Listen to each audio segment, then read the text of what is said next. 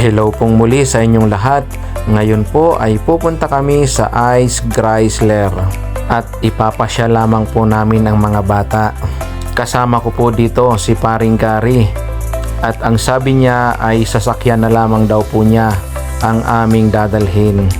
At habang hinihintay ko po siya ay ayan, ikinapit ko muna po itong sticker ng Couples for Christ dito po sa likod ng sasakyan ko. After ko pong maikapit ay heto, tamang tama po at dumating na rin po sina Paring Gary.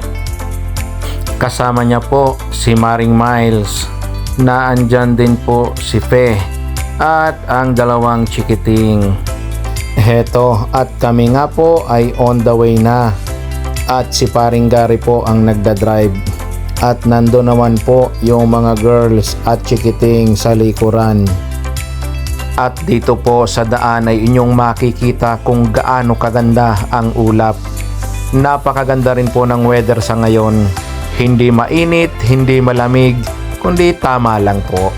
At pag kayo po ay nagdadrive dito sa Vienna, ay tanging mga taniman at puno lamang po ang inyong makikita dito sa tabi ng kalsada, sapagkat napakalayo nga po nito sa dagat.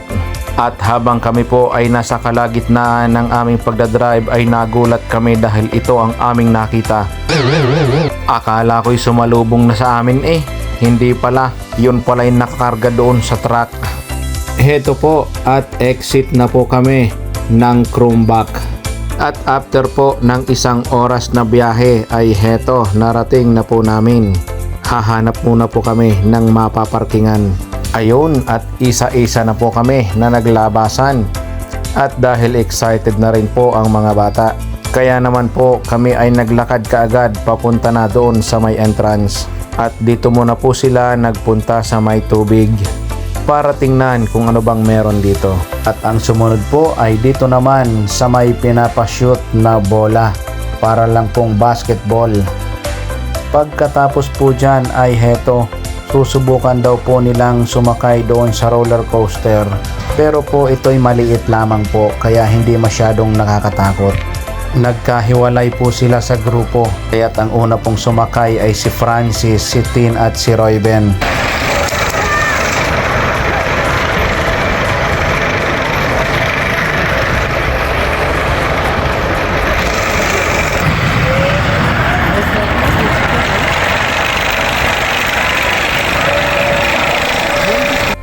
Ayun, at pagkatapos po ng 3 ikot ay sumunod naman po si Margaret, Maring Miles at saka si Fred.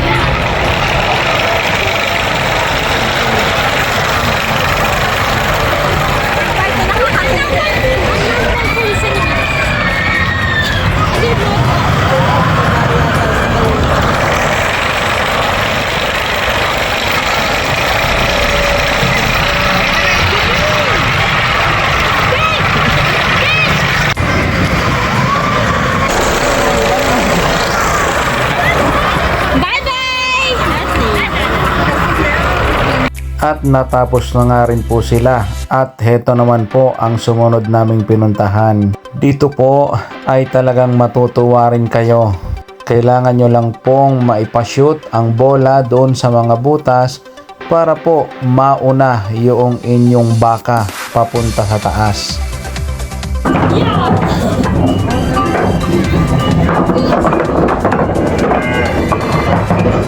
Ayan, at sa puntong ito ay halos nangunguna po yung doon sa kabila, yung kulay green. Humahabol pa po dito si Francis, ngunit talagang magaling po magpa-shoot yung naka-green. At after po nila dyan ay lumipat na po sila dito sa trampoline. Pagkatapos po nila dyan ay gusto daw nilang puntahan yung medyo mataas-taas pa po na trampoline. At dahil medyo mataas-taas nga po ito, ay nahirapan po silang umakyat. At nandun na nga po si Royben and si Francis sa taas. Si Margaret na lamang po ang naiiwan.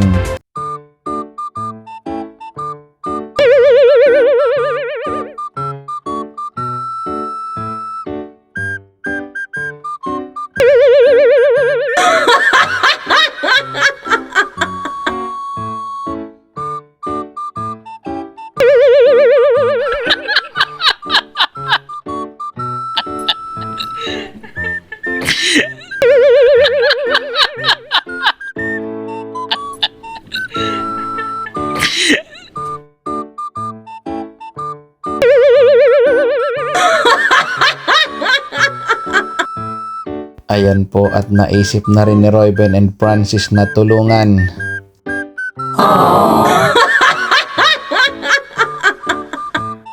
At after nga po ng ilang attempt ay heto na po ang sunod na nangyari.